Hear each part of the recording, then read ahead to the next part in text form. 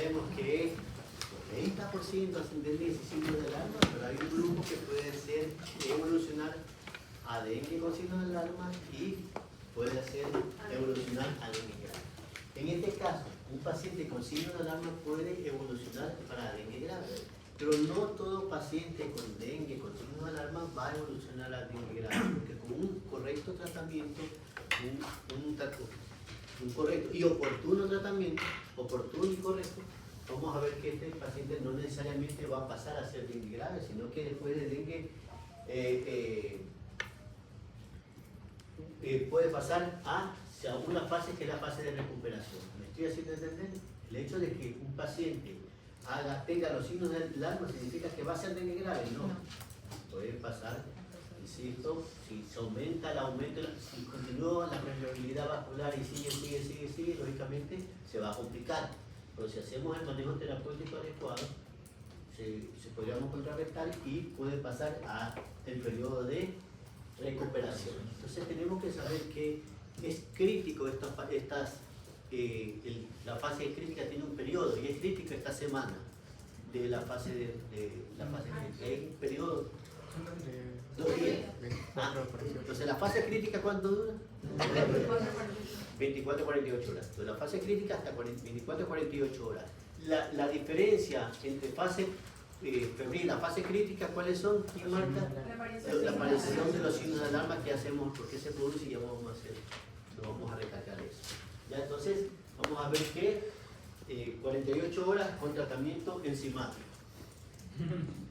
Les cuento que decíamos en la primera clase, la clase de fisiología, que es una enfermedad dinámica. ¿Por qué una enfermedad dinámica? Ahí viene el problema de que los pacientes llegan a la consulta, van donde el médico y dice, tiene dengue sin signos de alarma, va y se va a la casa. Llega a la casa, se queda dormido ahí, se levanta ya no se levantó. O de repente empezó a tener sangrado de mucosa. No, pero ¿qué dice? Ya fui al médico, voy mañana. Ya fui al médico, le duele voy mañana. ¿Y qué pasa? Hipoperfusión, entonces no hay micción, cosas así, entonces voy mañana. Entonces, ¿qué pasa? Esos pacientes pueden fallecer. Esos son los que fallecen. Eso es una enfermedad dinámica. Entonces es importante que este paciente que tiene dengue sin signos de alarma y lo manda a las casas, ¿qué tiene que decir? Que si tiene los signos de alarma, ven inmediatamente. Es decir, si usted tiene aumento progresivo del hematócrito y tiene irritabilidad y letargia y tiene además trombocitopenia marcada, venga enseguida. ¿Verdad? ¿Y qué te va a decir el paciente? Yo le aviso. O sea, ¿qué le deberíamos decir al paciente? Si se siente necesidad de cansancio, si se siente de mal humor, si le empiezan a dar náuseas cada 5 minutos. Por favor, es vómito no, sino equipo. Repito, dengue, esto de aquí hay casos, lo insisto, y gente que muere lastimosamente por a veces por no identificar los signos de alarma. Esto es una enfermedad dinámica. Ha pasado que dentro de una unidad hospitalaria estás hablando con el paciente y de repente así, es dinámica. El paso de fase febril a la fase crítica es pero rápido. Entonces, por favor, ustedes van a estar de directores sin duda de algún subcentro de salud, de alguna unidad. Usted le va a decir todos los signos de alarma al paciente, le va a decir al familiar y se los explica con peras y manzanas. El paciente se va a la casa, presenta los signos de alarma, murió. Ese paciente nunca me dijo, el doctor nunca me dijo nada, más, lo mataron. Creo que eso que le dieron lo mató, y eso es lo que pasa. Y eso es lo que dice. Entonces, la historia clínica, como ustedes ya saben en semiología, es un instrumento médico-legal. Es decir, le puede salvar de que usted no solo le debe decir al paciente cuáles son los signos de alarma y que tiene que regresar, tiene que anotárselos y firmen aquí. El paciente se va de alta, pero si usted presenta esto, más esto, más esto, más esto, venga inmediatamente. ¿Pero qué pasa? Yo estoy en un subcentro de salud que trabajo en el ministerio de 8 a 4 y media. Y regrese inmediatamente, pero ¿cómo va a regresar si ya está cerrado a las 4 y media? Tiene que, ustedes son pilas. Si usted tiene signo esto, Es decir, si tiene náuseas, si el niño que se ha orinado, que está con vómito persistente, ¿no? Dolor abdominal, palpación superficial, hipotensión ortostática, todo ese tipo de cosas, de irritabilidad, son dolencias. Entonces enseguida usted tiene que ir al subcentro de salud más cercano. Aquí va a estar cerrado, solo trabajando a las 4:30, pero en este caso váyanse al hospital más cercano y póngase pilas con eso. Repito, hay gente que se muere por esto, por no decirle este tipo de situaciones. Y repito y reitero, la historia clínica es un instrumento médico legal, anótenle todo y háganlo firmar al paciente. Porque a veces después dicen, no me dijeron. O le dicen al paciente, yo le dije al paciente y se murió. Y yo se no le dije, no, pues tiene un familiar, pues venga y le explique y le hace firmar. Y después otro familiar se queja, no, aquí está la firma, porque siempre son dos, a mí no me dijeron, y el que le dieron justo era hasta un vecino, ni siquiera familiar. Pero pasa, pero aquí está la firma. ¿Sí vamos a entender? Repito, un instrumento médico legal. Hasta aquí estamos, me están siguiendo, ¿no? ¿Qué más tenemos que saber? Que la fase crítica a los 3 a 7 días la fiebre disminuye, ¿no? A ver, ayúdame con la lectura. A los 3 a 7 días la baja fiebre, Baja la fiebre. baja la fiebre y por el aumento de la permeabilidad capilar, aumento progresivo del hematócrito. Esto marca el comienzo de la fase crítica, que en general dura de 24 a 48 horas. Puede manifestarse epistaxis y hemorragias ligeras, incluso metorragia o hipermenorrea. O sea, que se sube la metrovía y le da sangrado. ¿Qué es la metrovía? ¿Qué es? Ahí sí ya. Sangrado femenino fuera del ciclo menstrual. Y abundante. Y abundante. Sí. Ya dentro del ciclo menstrual ya hay hipermenorrea, aumento excesivo. En el laboratorio ya saben la neutropenia con los linfocitos del 15 al 40%, es decir, hay una linfocitosis, una fórmula derecha porque estamos ante un cuadro viral, ¿no? Viral a la derecha, aumento de linfocitos, predominio de linfocitos. Entonces hay leucopenia, pero dentro de la fórmula predominan los linfocitos. Y cuando predominan los neutrófilos segmentados cuando hay infecciones bacterianas. Seguimos con la fase crítica, por favor, señorita. El hematócrito aumenta, así como el estrechamiento de la presión arterial diferencial o presión del pulso y la caída de la presión arterial media. Indican la intensidad de la extravasación del plan. Presión arterial media, la diferencia entre la presión diastólica y la sistólica.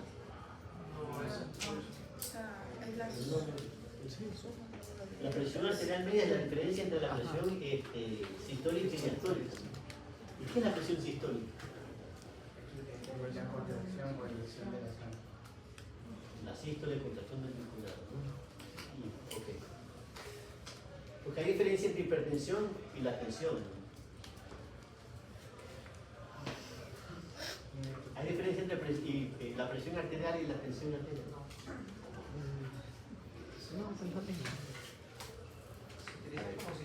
La idea, pues está mal utilizado. La tensión es la tensión que se produce internamente a nivel del endotelio. La presión arterial es la que nosotros ejercemos. ¿Qué hacemos cuando tomamos la presión? Aumentamos la presión en milímetros de mercurio y nosotros vamos a ver que la presión sistólica es la... Cuando empieza a estar la arteria, ¿no? De repente un poquito empieza ya a pasar a la presión mínima que se necesita para tener obstruido una arteria. ¿Sí? Y la presión diastólica es la presión mínima que se requiere para empezar a contraer un vaso. Eso es todo. Y la tensión es la presión que se ejerce dentro del endotelio por la presión que ejerce la sangre. Es diferente. Pero bueno. Derrame pleural citis, esto de aquí. La serositis por sentido común la hacemos con ecografía, la serositis comúnmente la hacemos con una radiografía y tenemos la oportunidad, ¿no? Los niños, otra cosa.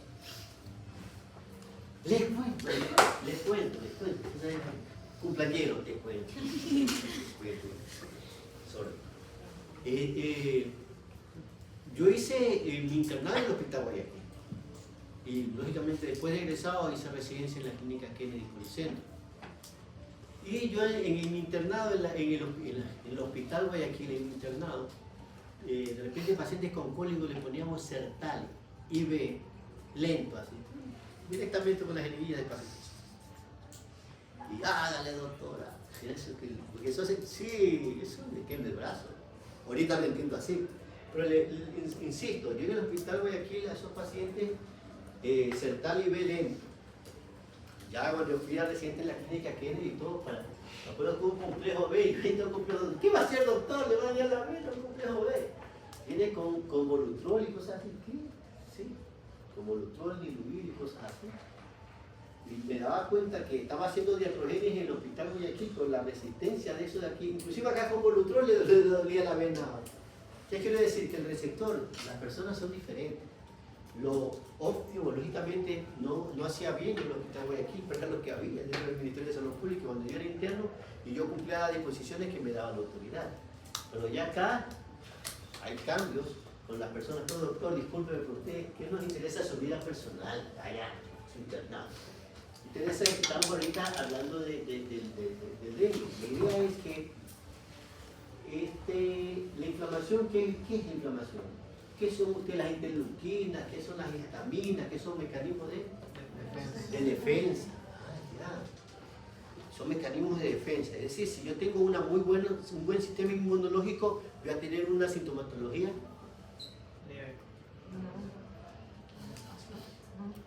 Es que la fiebre es un mecanismo de defensa, ¿no? Estas interleuquinas y cosas así son mecanismos de defensa. La combinación virus-macrófagos, los macrófagos son mecanismos de defensa. Si nosotros tenemos un buen sistema inmunológico, una buena defensa, tenemos la sintomatología así. Elevada, porque es una respuesta del organismo ante una agresión. ¿Sí? En cambio, los pacientes que son inmunodeprimidos, comúnmente tienen una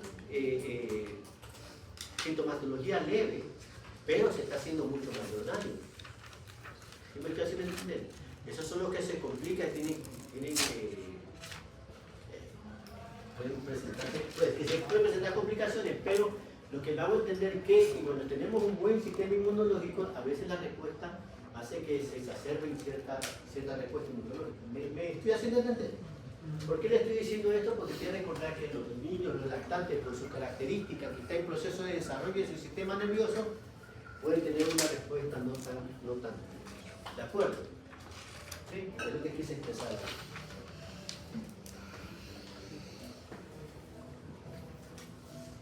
Bueno, esto de la fase crítica ya sabemos que tiene que ver mucho con la fase crítica. Hay mucha fiebre.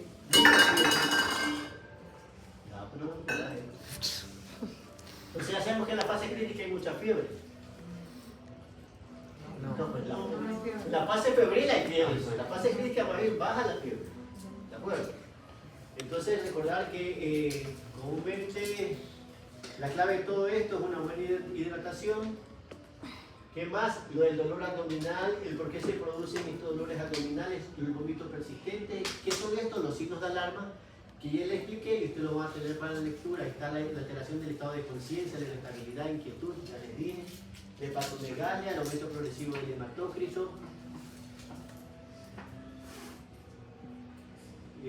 Hay choque por extravasación del plasma acumulando el líquido con dificultad respiratoria, un sangrado profuso que se ha considerado clínicamente importante, compromiso grave de órganos.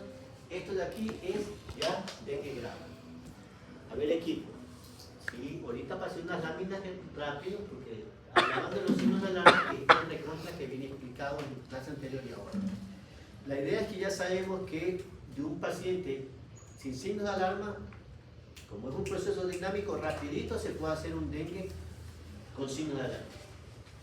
Ya sabemos que puede ser un dengue sin signo de alarma, hacer signo de alarma o pasar el 90% hacen esta fiebre bifásica pareja. Los que tienen dengue con signos de alarma pueden hacer dengue grave porque se complica la extravasación mayor, como dimos aquí, choque de extravasación del plasma acumulado de líquido. O sea, mayor cantidad de extravasación va a producirse mayor alteración. Puede producirse sangrado profuso. ¿Por qué? Por la disminución de las plaquetas, puede producir el sangrado profuso, por la hipoperfusión chévere. Y esto puede alterar por la hipoperfusión tejido grave. Eso cuando pasa esto va dengue grave. Pero reiteramos que todo paciente con signos de alarma va a ser dengue grave. No, hay otros que van a la fase de recuperación como lo vimos anteriormente. ¿Okay? Y estamos en este momento en los casos de dengue grave. Inicia el dengue grave. A ver, a la lectura. ¿Quién me toca? Liz, me ayuda a hacer. Inicia el cuarto o quinto día de la enfermedad procedido por signos de alarma y es consecuencia de la pérdida de un volumen grande de líquido, lo que ocasiona hipovolemia. Se orienta. Liz, está leyendo chévere, ¿no? Se caracteriza por colapso circulatorio con flujo de aire rápido, caída de la presión arterial con estacionamiento diferencial, presión arterial sistólica baja y diastólica normal, provocando disminución de la presión del pulso, 20 Milímetros de mercurio. y de la presión arterial media normal de 70 a 90 milímetros de mercurio. Piel y extremidades frías y sudorosas, taquipnea, irritación y temperatura corporal por debajo de lo normal. Una de las características de la hipoperfusión es lógicamente que las extremidades, a veces hay cianosis periférica, se tornan frías las extremidades.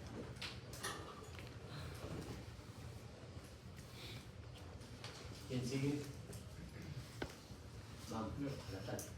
Aparece acidosis metabólica y coagulopatías, cae la presión arterial y el deterioro general es progresivo. Con hemorragias graves, petequias, equimosis, sangrado en la punción, epistaxis o hemorragias más severas, gastrointestinales y en otros órganos como el sistema nervioso central y pulmón. El deterioro multiorgánico es la regla con convulsiones y trastornos en la conciencia que evidencia el compromiso del sistema nervioso central. El choque es profundo con presión y pulso imperceptibles. Continuamos. Las hemorragias graves se deben a una combinación de factores vasculares, desequilibrio entre coagulación y fibrinólisis y trombocitopenia, entre otros. Puede ocurrir hemorragia masiva sin choque prolongado y es el que presenta también cuando se administra ácido acetilsalicílico, AINES o corticoides. El paciente debe ser atendido en una unidad de cuidados intensivos y se recupera rápidamente con terapéutica adecuada.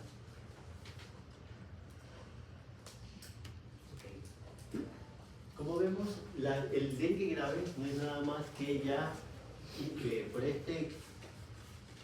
esta masación exacerbada, o sea, prolongada, puede llegar a ese tipo de complicación o ese tipo de estadio, o ese grado de estadio clínico. Entonces, ¿qué tenemos que usar como sentido común ahorita? Que, no sé si ustedes han visto que pacientes que tienen algún tipo de cardiopatía, una valvulopatía, le dan ácido acetilsalicílico, ¿no? Que es un antitrombótico, ¿no? Que se usa. A veces a las personas mayores le dan hasta profilácticamente, toma esa aspirina infantil, ¿no? O sea, personas con varices para evitar las embolias, etc. ¿Por qué? Porque es un antiagregante plaquetario. Y hacemos que la plaqueta tiene que ver con la coagulación. Si un paciente tuviera dengue, donde ya sabemos que se produce trombocitopenia, donde ya sabemos que hay un desequilibrio del fibrinógeno, que lo controla la coagulación por la hipoperfusión, y le damos AINES, se presentan hemorragias. Pero no es dengue grave, o sea, no es por el dengue que se producen las hemorragias, sino es por uso de AINES, antiinflamatorios no esteroides.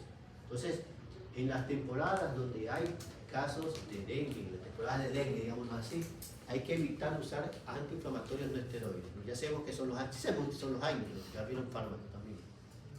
Sí, ya entonces no profundizo, ya sabemos que ahí están los naproxenos, los diclofenaco. Lastimosamente, el primer fallecido acá en Guayaquil por dengue, fue un alumno mío, pero de anatomía, yo era ayudante de anatomía, el doctor Manuel Kuhn. ¿Sí? ¿Y por qué? Por uso de diclofenaco cuando estaba con malestar general. Y era por dengue, y se le vinieron las hemorragias y falleció. Manuel Kuhn. Pilas de muchachos, lastimosamente ya no está aquí, cosa del destino. Insisto, por favor, en temporadas donde hay muchos casos de dengue, olvídense de los AINES. Si una persona que tiene trastornos de coagulación, hay que evitar también en los pacientes con dengue las inyecciones intramusculares. O sea, no inyecciones intramusculares. O sea, Esas inyecciones pueden producir también sangrado. ¿De acuerdo? Si yo tengo un paciente que tiene una operación, una valvulopatía o que tiene un trasplante de la claro, un trasplante valvular y que el cardiólogo le recomienda o está con tratamiento de aspirina y le da dengue, ¿qué se hace? No somos todólogos. Hay cosas que necesitamos hacer interconsulta y ponernos de acuerdo con su cardiólogo o al que le prescribió algún tipo de anticoagulante. Es más, hay pacientes que podrían no estar con AINES anticoagulantes, sino que están usándose corticoides. Pacientes con trasplantes también le puede dar dengue, ¿no? Y están usando inmunosupresores, ¿no? Están usando algún tipo de corticoides. Y si nosotros vemos que este paciente está con corticoides y si le da dengue, le suprimimos los corticoides. Eso siempre hay que hacer las interconsultas con los especialistas cuando nos encontramos con algún tipo de esta eventualidad. Una de las cosas primarias que tenemos que tener nosotros por ética profesional es no hacer daño. Nadie es todólogo. Todo el mundo tiene en un momento que hacer una consulta. Y paradójicamente nosotros hacemos una lucha constante ¿con quién? Con una batalla que nunca vamos a ganar. Porque todos los pacientes, inclusive nosotros, nos vamos a morir. Imagínense, estamos ante una guerra, no es para salvar vidas, o sea, no evitar la muerte, sino para prolongar la vida. Ese es nuestro verdadero destino, nuestra verdadera función. No es ganarle la muerte, porque siempre vamos a perder, siempre. Pero siempre tenemos que tener ubicado que vamos a prolongar la vida. Y lo importante es que cuando vamos a prolongar la vida, tiene que ser una vida de calidad, ¿no? Ok. Entonces hacemos que tanto los dengue y signos de alarma, tanto los pacientes con signos de alarma, tanto los pacientes con dengue grave. ¿Tiene dengue grave se va a morir? No, necesariamente así. Porque también pueden todos ellos pasar a la fase de recuperación, ¿no? Entonces aquí tenemos la fase de recuperación que encontramos. ¿Quién me ayuda con la lectura? ¿Quién continúa? En los cuadros de dengue sin signos de alarma, la recuperación es la regla. Luego del exandema con persistencia de prurito generalizado. La bradicardia y las alteraciones del EKG son comunes durante esta etapa y el número de glóbulos rojos y plaquetas se normaliza en unos días. En los cuadros de dengue con signos de alarma, la recuperación puede extenderse unos días más. Pero miren que tanto ambos se van a recuperar. Y, sí, Los casos con dengue grave, así es. aún los que cursan con choque y hemorragias severas se recuperan sin secuelas neurológicas ni orgánicas. Pilas con esta diapositiva, repito, pilas con esta. Todos los pacientes, inclusive los dengue con signos de alarma, inclusive los dengue graves con grandes sangrados, van a producir, pueden pasar a fase de recuperación y no necesariamente tener secuelas, como dicen. Seguimos. ¿En qué consiste la fase de recuperación? Ya, reabsorción gradual de fluidos a partir del comportamiento extravascular de 48 a 72 horas, aumento de la sensación de bienestar, se estabiliza la hemodinámica y mejora la diuresis. Puede aparecer el clásico exantema de islas blancas en un mar rojo. El hematócrito se estabiliza o puede disminuir, efecto de dilución de la reabsorción de líquidos. El recuento de glóbulos blancos usualmente aumenta después de la efervescencia. Recuperación de las plaquetas típicamente más tardía que la de los leucocitos. Sí. Recordar lo importante de un paciente con dengue, le pide hematócrito, a veces hay que hacerle el control de hematócrito cada 45 minutos, cada hora, para ver cómo se están concentrando. A veces toca hacer. Pero si tengo una unidad donde no hay eso, pues, insisto, ayudarnos inclusive con el llenado capilar. Y aquí tenemos estas típicas lesiones que se presentan, ¿no? Estas islas blancas en un mar rojo, que son estas prácticas generalizadas que se producen dentro de las primeras 24 a 48 horas, siempre en el periodo de efervescencia, siempre después del quinto o séptimo día empiezan a presentarse ese tipo de erosiones que pueden producir descamación y prurito. Los mecanismos de patogénesis de que por qué se produce el dengue grave, en realidad ya le hicimos la combinación bla bla bla, pero hay algo de literatura que nos va a servir. ¿Me ayuda a seguir qué tal? Dengue patogénesis. Los mecanismos de patogénesis aún no han sido establecidos, existiendo poblaciones en enfermos que tienden a concluir que se trata de intervención multifactorial, tanto del virus como de la respuesta inmune y de los aspectos personales como el estado inmunitario, edad, raza, estado nutricional, etc. O sea, juega para la patogénesis, es decir, patogénesis que es con el grado de la enfermedad, lo que les dije hace un ratito, el sistema inmunológico. Si tenemos una buena respuesta inmunológica, lastimosamente, qué chévere, tenemos buena defensa, es lo que tenemos un cuadro más florido, porque en realidad todo esto es respuesta inmunológica, ¿de acuerdo? ¿Ya, compañero? Vamos, sí, vamos. Dengue patogénesis, 1, mayor virulencia y transmisibilidad del virus, especialmente del DEN2.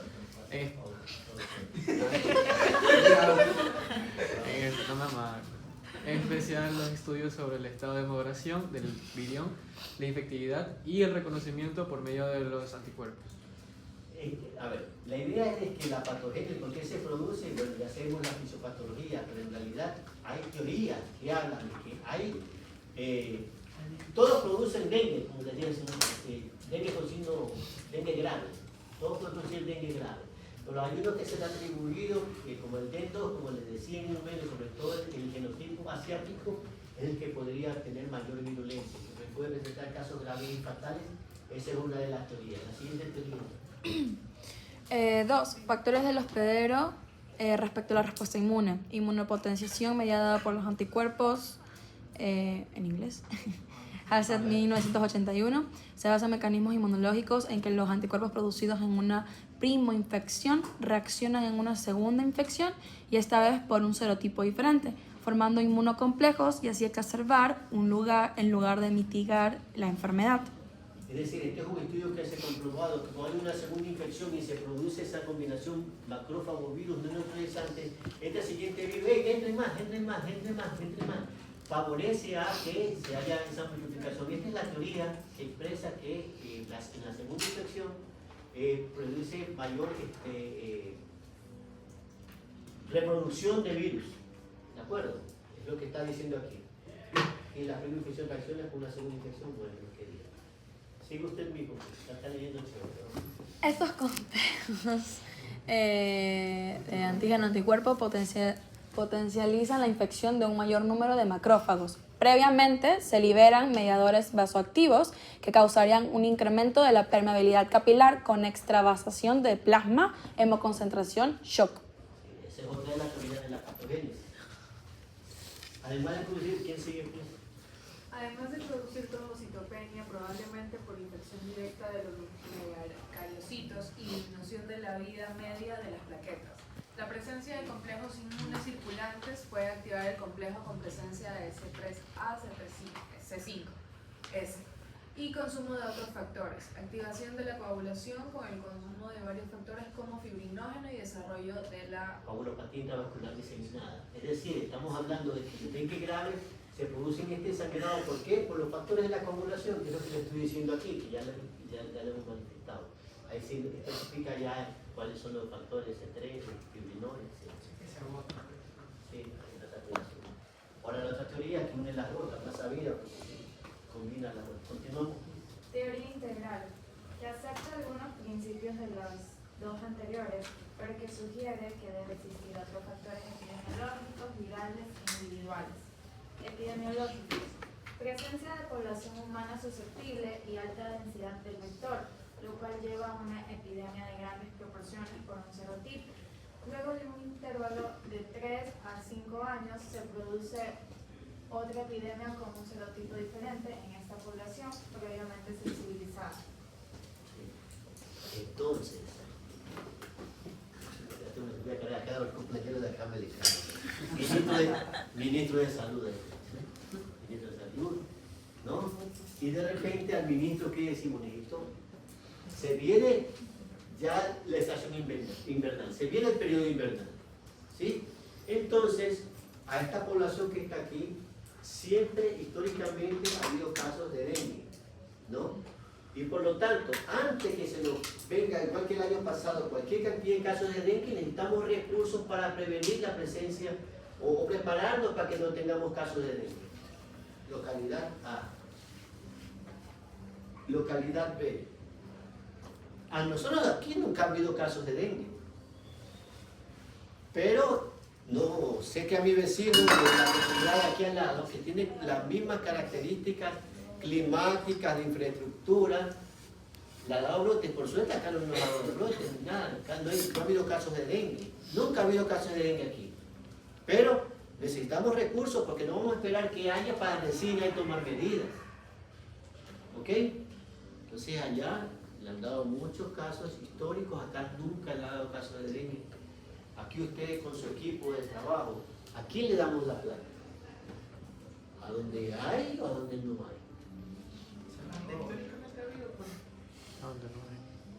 Donde históricamente no ha habido. Y hay pero asesores de su equipo, miren qué le dicen por allá el ministro de usted el ministro, el coordinador zonal, el epidemiólogo. ¿Ah?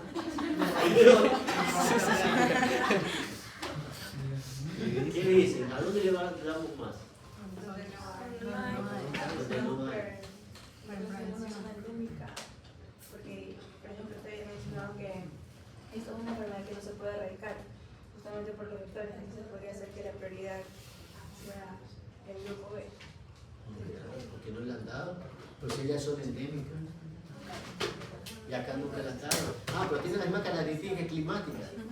Entonces, no sé. Pregúnteme a mí. Ah, ¿yo qué voy a saber? No sé. No sé, pues es relativo. Es relativo. Entonces, ¿qué tenemos que analizar? El conocimiento no sirve para nada si no se lo usa. Y yo tengo ahorita un conocimiento previo que dice, yo le preguntaba algo por aquí de la inmunidad homóloga de por vida y una inmunidad heteróloga transitoria. ¿Para qué me sirve ese conocimiento? Ah, ya sé. Ya se me iluminó un poquito ahí. Es decir, si aquí hubo casos, el año pasado, full cantidad de casos por el DEN tipo 3, y ahorita va a circular el DEN tipo 3, aquí todos están, ya no es susceptible, porque ya les dio, y están con inmunidad homóloga de por vida, porque ya les dio DEN tipo 3. En cambio aquí, nadie le ha dado ni 1, 2, ni 3, ni 4, entonces aquí nadie le ha dado. Entonces, ¿a dónde yo priorizo mi intervención? ¿Dónde no le ha dado? Pero ahí quiero disclaimer.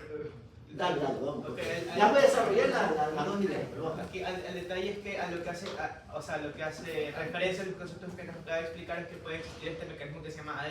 En este caso, que a ellos que les va a dar, digamos, el nuevo DEN tipo 3, y yo sé que ahorita está circulando DEN tipo 3, pues a ellos no les tiene los recursos a ellos. Pero si, por ejemplo, viene DEN tipo 2, que aunque sea, los dos están igual de fregados. Pero es diferente. Está igual de fregado, pero es diferente. Y las acciones son diferentes y síganme con esto. Equipo, síganme con esto. Aquí ya tienen susceptibilidad. No hay susceptibles al DEN 3 porque ya les dio. Y circula el DEN 3, acá no le va a dar presentar el brote. Por ahí los casitos aislados que nunca falta quien no le dio por salada ese modo. Pero yo priorizo acá a nadie le ha dado. Y si a nadie le ha dado, ¿qué va a hacer? Aquí hay más susceptibles. ¿Y se me va a producir qué? Ahí dice que hay acoso. ¿Qué es eso? Se produce una... No, ahorita los vegetarianos pero hay una combinación. Macrófago, virus, neutralizante. Yo me voy a decir, ¿virus qué es? Bueno, se produce una reacción macrófago-virus neutralizante. ¿Por qué? Porque no ha habido prima infección. Entonces aquí vamos a encontrar bastantes casos de dengue sin signo de alarma. Y por lo tanto, los dengue sin signo de alarma es de tratamiento ambulatorio. Y por lo tanto, yo tengo que fortalecer la atención primaria de salud y la clave del tratamiento para los dengue sin signo de alarma es la hidratación. Saber hidratar. Hasta ahí está. Pero hay otro escenario que sería el escenario número 2, que no esté circulando el DEN 3, sino un nuevo serotipo. Ellos ya les dio el DEN 3 y tienen unidad homóloga de por vida por DEN 3. Pero ahorita va a circular el DEN 2. Y por lo tanto, si tú eres dengue y aquí no le ha dado nada de casos de dengue, vamos a tener acá mayor susceptible y vamos a presentar casos de dengue sin signos de alarma. Pero acá ya hubo una prima infección y se van a presentar dengue con signos de alarma. Entonces, este conocimiento, ¿para qué me sirve? Que el tratamiento de dengue sin signos de alarma, el tratamiento es ambulatorio y el tratamiento es hidratación. A fortalecer el primer nivel de atención en este grupo y darle capacitación, no capacitación, refresh de conocimientos de cómo hidratar a los médicos, tener para el NS1 o tener para el diagnóstico y pare de contar. Identificación de los signos de alarma, también, o sea, las moscas. Pero acá, ¿qué tenemos que hacer? ¿Fortalecer el nivel primario? No, el tratamiento de dengue con signos de alarma, dengue grave es hospitalario. Tengo que tener aumento progresivo del hematócrito. Tenemos que tener laboratorio, tenemos que tener los reactivos para hacer hematócrito, reactivos, no, porque suele centrifugar, los tubitos capilares, tengo que tener todo para los exámenes de sangre, el control de los hemogramas, tengo que tener para la hidratación, no me acuerdo cuál es, pero el ataque de artritis, de crosa, pero vamos a hacer 100 miligramos porque vamos a aprender eso de ahí, que tenemos el tratamiento de 100 miligramos que no damos peso, bla, bla, bla. Tenemos que tener lo que se necesita para manejar los casos de dengue con signos de alarma y dengue grave. ¿Me hice entender cuál es la lógica? Por favor, esto tiene, y yo pregunto esto, tenemos que tener la chispa de entender el por qué, no es porque, por qué se produce acá una cosa y por qué allá es otra cosa. ¿Por qué? El conocimiento no sirve si no se lo usa. Entonces, esos son los factores que digo epidemiológicamente que hay que analizar para ver qué tipo de... Comúnmente el dengue se presenta cada 4 o 5 años, se presenta picos. Ese es el comportamiento normal de dengue. ¿Por qué? Por la disminución de susceptibles. Y yo lo admití al principio que ustedes van hoy a tener esta presentación donde ustedes ven los brotes, bueno, una presentación un poco. Factores virales que están relacionados con los serotipos, que como les decía, el del tipo 2 podría ser más virulento, el asiático sobre todo. ¿Qué más? Continuamos en el corazón de la lectura. Ok, vamos. Teoría integral, que acepta algunos principios de las dos anteriores, pero Ya, eso ya. Sí, sí, sí. Siguiente. No, Ya, no, no. arriba. Ok. Factor individual. Esa misma, pero eso sí. No, que sí, sí, ya debe estar. Ok. Entonces ya sabemos que el diagnóstico de dengue, no nos complicamos con los